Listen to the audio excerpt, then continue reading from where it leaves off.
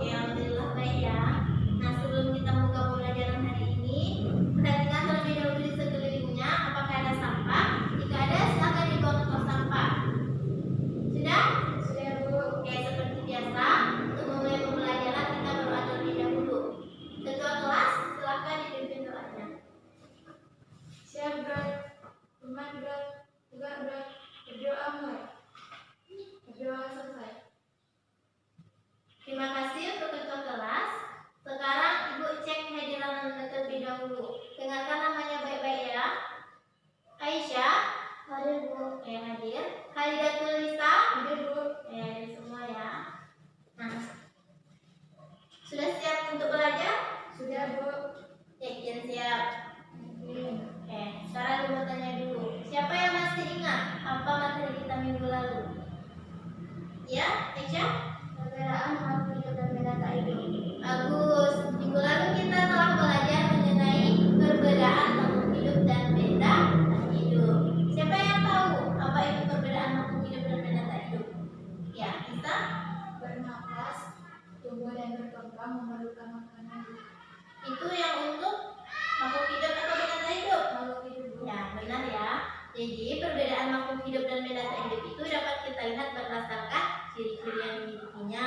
Adapun ciri-ciri makhluk hidup itu seperti bernapas, memerlukan makanan dan minuman, tumbuh dan berkembang biak dan lain sebagainya. Ada yang mau ditanyakan mengenai materi minggu lalu? Tidak, Bu. Oke, jika tidak kita lanjutkan materi hari ini.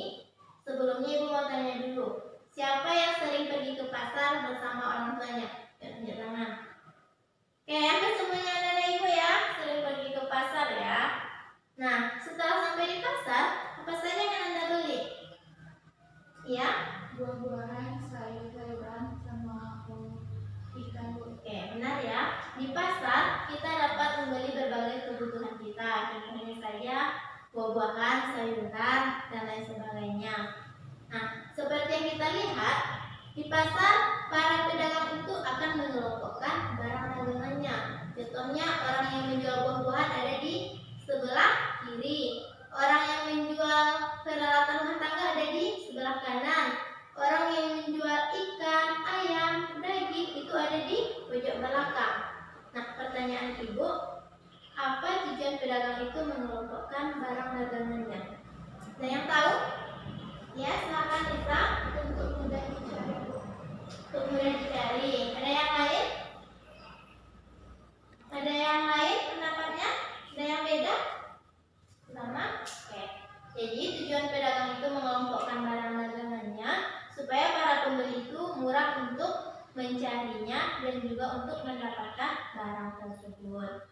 Nah, pengelompokan yang dilakukan oleh pedagang itu disebut sebagai klasifikasi. Nah, dari penjelasan Ibu tadi, siapa yang tahu apa materi yang akan kita bahas hari ini? Ya? Klasifikasi makhluk hidup, Bu. Ada yang lain? Pengelompokan makhluk hidup. Pengelompokan makhluk hidup, klasifikasi makhluk hidup. Benar ya? Hari ini kita akan membahas masih tentang klasifikasi makhluk hidup, yaitu tepatnya tentang pengklasifikasian makhluk hidup. Nah, setelah mempelajari materi ini, kita semua akan mengetahui bagaimana cara mengelompokkan atau mengklasifikasikan makhluk hidup itu ke dalam kehidupan sehari-hari. Nah, di sini Ibu sudah menentukan tujuan pembelajaran kita, yaitu setelah mempelajari materi ini, kita semua diharapkan bisa mengelompokkan makhluk hidup berdasarkan prinsip klasifikasi. Oke, sebelum kita masuk ke materi, Ibu mau bagi anak-anak terlebih dahulu menjadi beberapa kelompok. Langsung Ibu bagi saja ya. Nah, yang sebelah sini kelompok 1, yang ini kelompok 2. Di sini Ibu akan membagikan buku paket. Nah, buku paket ini dapat Anda gunakan sebagai penunjang PPT yang Ibu tampilkan. Nah, untuk masuk ke materi, Ibu mau tanya, siapa yang bisa menyebutkan contoh makhluk hidup yang ada di sekitar Anda? Ya, Lisa? Ada manusia, hewan, sama tumbuhan, Bu. Nah, contoh makhluk hidup seperti yang telah kita pelajari minggu lalu itu ada 3, tumbuhan, hewan, dan manusia. Nah, sekarang siapa yang bisa menyebutkan beberapa contoh tumbuhan dan hewan yang ada di sekitar Contoh dari hewan yaitu nyamuk sama kupu-kupu. Sedangkan contoh dari lingkungan itu ada bunga mawar sama bunga mawar. Benar. Jadi dapat disimpulkan bahwa makhluk hidup yang ada di sekitar kita itu sangat banyak dan beraneka ragam. Nah, untuk memudahkan kita mempelajarinya, perlu diadakan pengelompokan atau pengklasifikasian. Nah, di sini Ibu sudah menampilkan apa itu klasifikasi. Klasifikasi itu merupakan suatu cara untuk mengelompokkan makhluk hidup itu berdasarkan kesamaan ciri yang dimilikinya. Adapun tujuannya seperti yang telah kita bahas tadi, yaitu supaya kita mudah mengenali dan mempelajari makhluk hidup tersebut. Nah, selanjutnya kita masuk ke kunci dikotom dan kunci determinasi. Nah, kunci dikotom dan kunci determinasi ini dapat kita gunakan untuk membantu kita mengelompokkan makhluk hidup itu ke dalam kelompok tertentu. Pertama, kita akan membahas apa itu kunci dikotom. Nah, kunci dikotom ini merupakan suatu kunci yang berisi keterangan-keterangan yang disusun berpasangan yang menunjukkan ciri-ciri yang berlawanan. Sedangkan kunci determinasi merupakan cara atau langkah untuk mengenali organisme dan mengelompokkannya pada takson makhluk hidup. Nah, untuk mengenai kunci dikotom dan kunci determinasi itu bisa Anda baca sendiri di buku paketnya ya. Oke, sekarang kita lanjutkan dulu materi kita ke sistem klasifikasi. Nah, klasifikasi ini mengenal adanya tingkatan kelompok makhluk hidup mulai dari kelompok tertinggi hingga kelompok terendah. Nah, tingkatan kelompok makhluk hidup ini disebut sebagai takson. Apakah anak Ibu pernah mendengar istilah takson? Tidak, Bu. Tidak. Nah, Ibu kasih tahu ya, takson itu merupakan suatu tingkatan dari makhluk hidup. Untuk lebih jelasnya, silakan Anda baca bukunya terlebih dahulu tentang pengklasifikasian makhluk hidup. Bu kasih waktunya 7 menit ya. Nah, sambil membaca, silakan catat juga poin-poin penting mengenai materi kita hari ini di buku catatannya ya. Ya, Bu.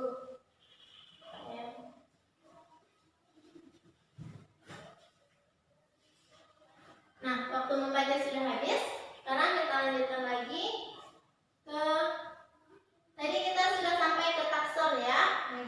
Nah, takson ini pertama kali dikenalkan oleh Charles Linnaeus dari tingkat tertinggi ke tingkat terendah. Nah, masing-masing tingkatan tersebut bisa Anda lihat pada tabel yang sudah Ibu tampilkan di depan. Silakan lihat tabelnya di depan. Ada jelas tabelnya dari belakang? Ada, Bu. Oke, jelas ya. Jika kurang jelas, lihat saja di buku paketnya halaman 58. Sudah? Sudah. Oke. Sekarang kita lanjutkan ke masih tentang sistem klasifikasi. Nah, sistem klasifikasi ini dikenalkan oleh R.H.W. Tager. Di mana R.H.W. Tager ini membagi kelompok itu menjadi 5 kingdom, yaitu ada kingdom Monera, Protista, Fungi atau jamur, kingdom plantae atau tumbuhan, dan animalia atau hewan. Nah, yang pertama kita akan membahas mengenai Monera. Nah, di sini Ibu akan menjelaskan apa ciri-ciri Monera. Yang pertama, Monera itu tidak memiliki membran inti atau prokariotik. Yang kedua, bersel satu atau uniseluler. Kemudian Monera itu mampu berkembang biak dengan membelah diri. Nah, setelah mengetahui ciri-ciri Monera, apakah anak-anak Ibu ada yang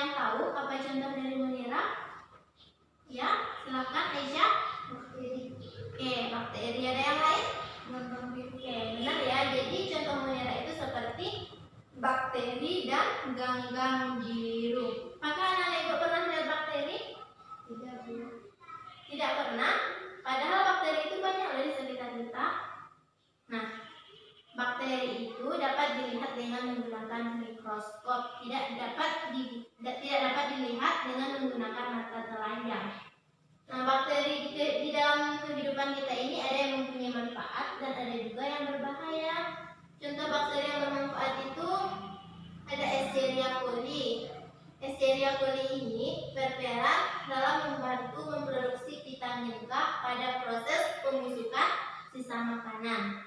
Nah, selanjutnya bakteri yang berbahaya. Contohnya itu Mycobacterium tuberculosis. Bakteri ini dapat menyebabkan penyakit bagi kita, yaitu penyakit tuberkulosis paru. Apakah anak ibu penasaran bagaimana bentuk bakteri? Oke, di sini ibu akan menampilkan gambar dari bakteri. Silakan amati gambar yang di depan. Nah, ada kelihatan gambarnya dari belakang? Ada, Bu. Ada? Nah, perhatikan terlebih dahulu ya. Nah, gambar yang di sebelah kiri itu, gambar yang di sebelah kiri ini merupakan bakteri Mycobacterium tuberculosis yang dilihat dengan menggunakan mikroskop cahaya. Sedangkan ini dilihat dengan menggunakan mikroskop elektron. Ada yang mau ditanyakan? Tidak, Bu. Oke, jika tidak kita masuk ke contoh yang kedua, yaitu ganggang biru.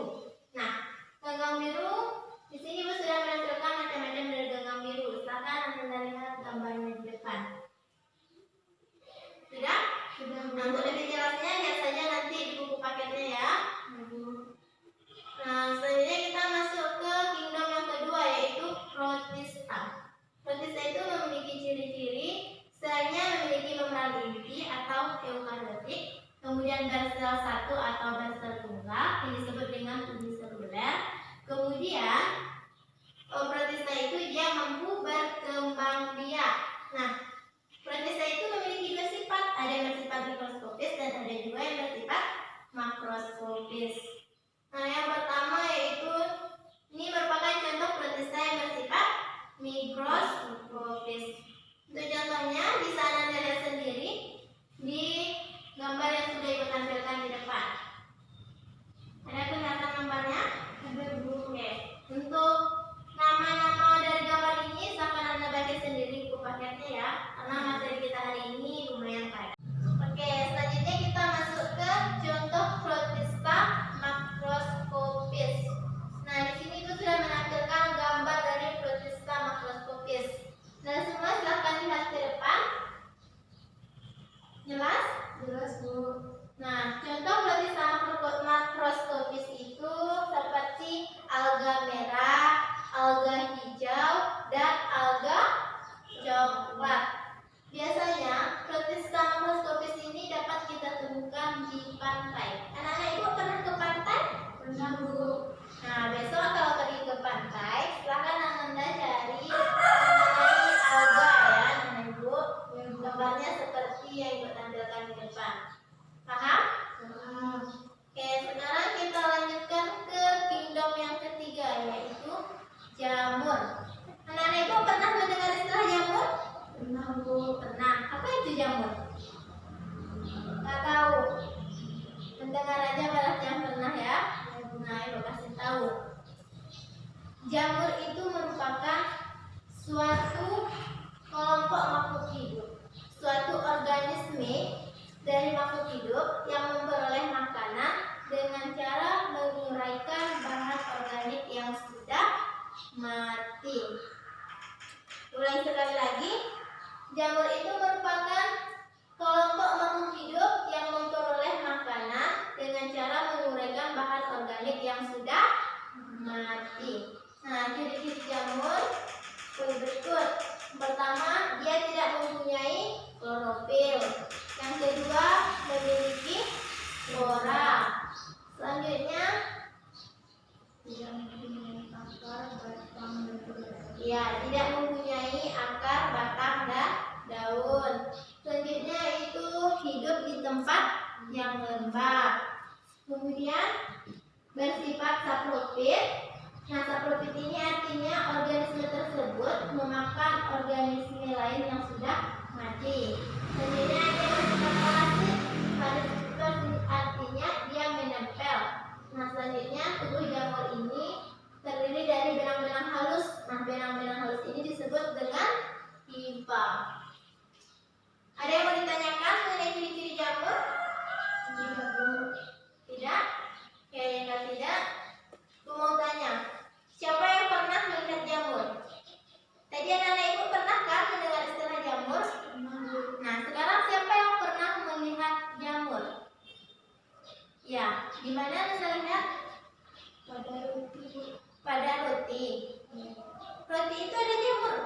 roti yang sudah membusuk. Roti yang sudah membusuk. Oke, ada lagi? Nasi yang Nasi. Oke, di nasi yang sudah busuk ya. Nah, di sini Ibu menampilkan contoh jamur. Nah, contoh jamur itu biasanya terdapat pada roti yang sudah kadaluarsa dan nasi yang sudah busuk. Udah jelas gambarnya? ada Bu. Ini gambar apa? Roti Bu. Roti. Iya, Ibu sering melihat roti kayak gini di warung-warung. Nah, roti ini memiliki jamur karena sudah kadaluarsa atau sudah busuk. Kemudian di sini ada nasi. Nasi juga akan memiliki jamur jika nasi itu telah basi atau busuk. Oke, paham ya? Paham Bu. Nah, sekarang kita lanjut ke kingdom yang keempat, yaitu plantae atau tumbuhan.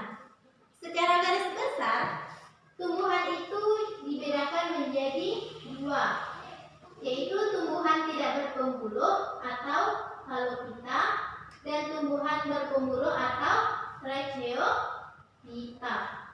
Nah, tumbuhan tidak berpembuluh itu contohnya adalah tumbuhan lumut. Sedangkan tumbuhan berpembuluh itu contohnya tumbuhan paku dan tumbuhan berbiji. Yang pertama kita akan membahas tumbuhan berpembuluh. Ada yang tahu apa yang dimaksud dengan tumbuhan berpembuluh? Tidak Bu. Tidak? Yo, lihat lagi bukunya. Apa itu tumbuhan berpembuluh? Tumbuhan tidak berpembuluh. Silakan. Tidak memiliki berkas pengangkut Bu. Tidak memiliki berkas pengangkut. Ada yang lain? Sama Bu. Oke, sama. Jadi, tumbuhan berpembuluh itu adalah tumbuhan yang tidak memiliki berkas pengangkut, di mana tumbuhan itu belum dapat dibedakan antara akar, batang, dan daunnya. Nah, apa tadi contoh tumbuhan tidak berpembuluh? Apa tadi Ibu jelaskan? Tadi sudah Ibu bilang. Apa itu? Lumut, benar ya? Jadi, contoh dari tumbuhan tidak berpembuluh itu adalah tumbuhan lumut. Nah, di sini Ibu sudah menampilkan gambar dari tumbuhan lumut. Silakan perhatikan gambar di depan. Oke, jelas? Nah, ini merupakan gambar bagian dari tumbuhan lumut. Nah, gambar yang paling atas ini disebut sporogonium. Yang ini tangkai, kemudian di bawahnya ada daun. Yang ini adalah batang. Jelas? Jelas Bu. Jika kurang jelas gambarnya, biasanya di buku paketnya ya, Nana Ibu. Oke. Kita lanjutkan ke tumbuhan yang kedua, yaitu tumbuhan berpembuluh. Siapa yang tahu apa itu tumbuhan berpembuluh? Tumbuhan yang memiliki akar, batang, dan daun Bu. Benar. Ini kebalikan dari tumbuhan tidak berpembuluh tadi ya. Kalau tumbuhan tidak berpembuluh, dia tidak mempunyai akar, belum dapat dibedakan antara akar, batang, dan daun. Kalau tumbuhan berpembuluh, dia sudah dapat dibedakan antara akar, batang, dan daunnya. Nah, contoh tumbuhan berpembuluh itu adalah tumbuhan paku. Maka Anak Ibu pernah lihat tumbuhan paku? Pernah Bu. Pernah. Siapa yang bisa menyebutkan apa ciri-ciri dari tumbuhan paku? Ya, Memiliki akar, batang, dan daun. memiliki akar, batang, dan daun. Ada yang lain? Sama Bu. Oke, jadi tumbuhan paku itu dia sudah memiliki akar, batang, dan daun. Kemudian tumbuhan paku itu dia tidak memiliki bunga dan juga tidak memiliki biji. Nah, di sini Ibu ada menampilkan gambar dari tumbuhan paku. Saudara semua coba perhatikan gambar di depan. Sudah? Nah, sekarang siapa yang bisa mengisi bagian-bagian tumbuhan paku yang ditunjukkan oleh tanda panah di depan? Siapa yang bisa? Ayo, tunjuk tangan. Ya,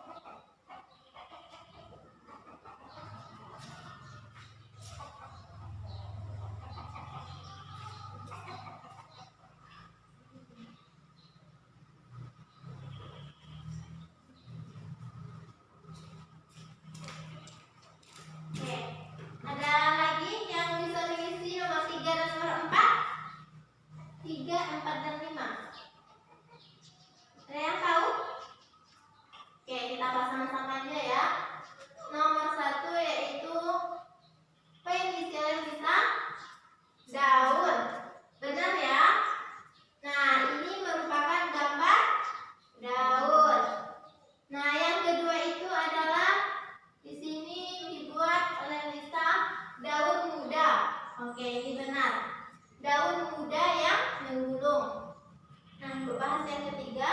Yang ketiga itu disebut sebagai sporangium. Yang keempat itu batang. Yang kelima ini adalah akar. Nah, sampai di sini ada yang mau ditanyakan? Ada yang mau ditanyakan? Oke, jika tidak ada yang mau ditanyakan, kita lanjut ke masih tentang tumbuhan tidak berpembuluh. Tadi tumbuhan tidak berpembuluh contohnya ada dua, ada tumbuhan lumut dan tumbuhan paku dan tumbuhan berbiji. Nah, secara garis besar, tumbuhan berbiji itu dibagi pula menjadi dua, yaitu tumbuhan berbiji terbuka atau gimnospermae dan tumbuhan berbiji tertutup atau angiospermae. Siapa yang tahu apa ciri-ciri dari tumbuhan berbiji terbuka? Ada yang tahu? Ya, tidak ada yang tahu, langsung saja ya. Contohnya yaitu, ciri-cirinya yaitu tumbuhan berbiji terbuka, yaitu memiliki batang besar dan bertabium. Akarnya itu berupa akar tunggang dan akar serabut. Nah, selanjutnya daunnya itu selalu hijau. Yaitu contohnya di sini sudah ibu tampilkan contoh dari tumbuhan berbiji terbuka. Silakan Anda amati gambar di depan. Oke? Nah, ini merupakan gambar tumbuhan berbiji terbuka. Yaitu ini ada tumbuhan juniper, cemara, kemudian ada damar dan pinus. Di sini ada yang mau ditanyakan? Oke, jika tidak, kita lanjutkan ke tumbuhan yang kedua, yaitu tumbuhan berbiji tertutup. Tumbuhan berbiji tertutup itu ciri-cirinya bijinya itu terlindungi oleh daun buah. Ada yang tahu apa contoh dari tumbuhan berbiji tertutup?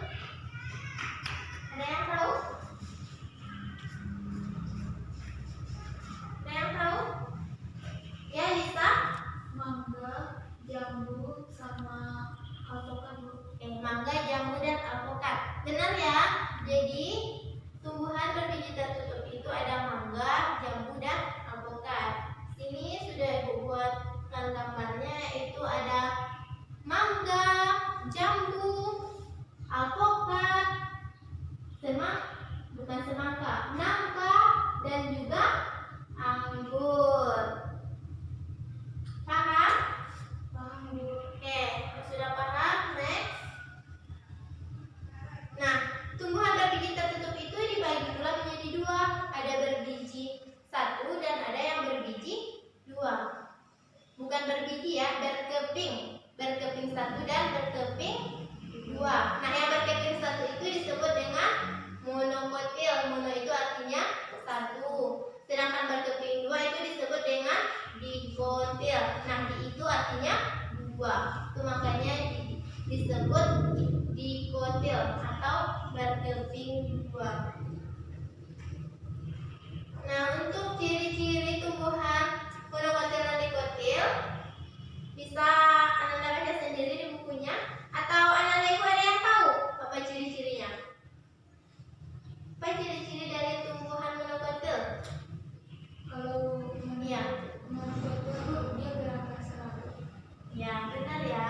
Kalau yang monokotil dia itu berakar serabut. Nah, bijinya itu dia berkeping satu. Kalau yang dikotil dia itu akarnya berakar tunggang dan bijinya itu dia akan berkeping dua. Ciri-ciri lainnya bisa Anda baca sendiri. Nah, selanjutnya kita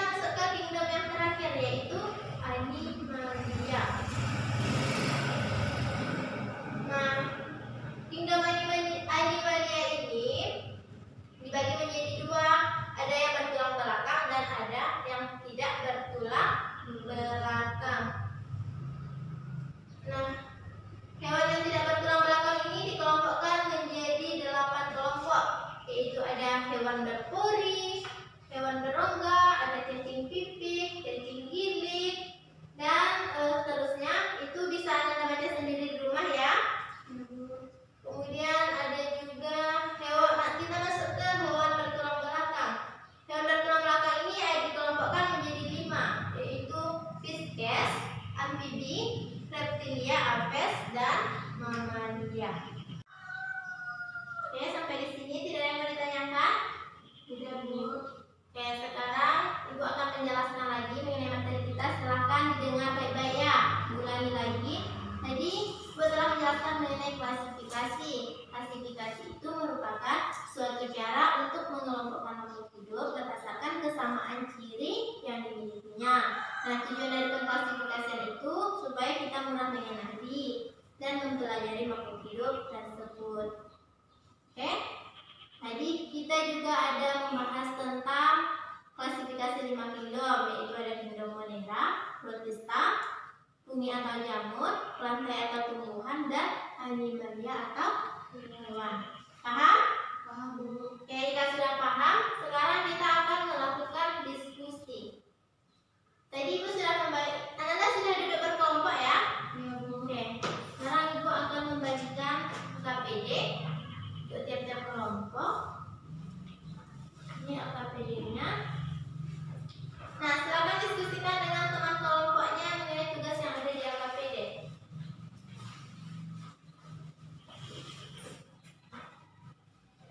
Oke, waktunya sudah habis. Sekarang siapa yang bisa menyimpulkan hasil diskusinya ke depan? Ya, bisa. Silakan ke depan. Bacakan hasil diskusinya. Jadi, klasifikasi merupakan suatu cara untuk mengelompokkan makhluk hidup berdasarkan ciri-ciri yang dimilikinya.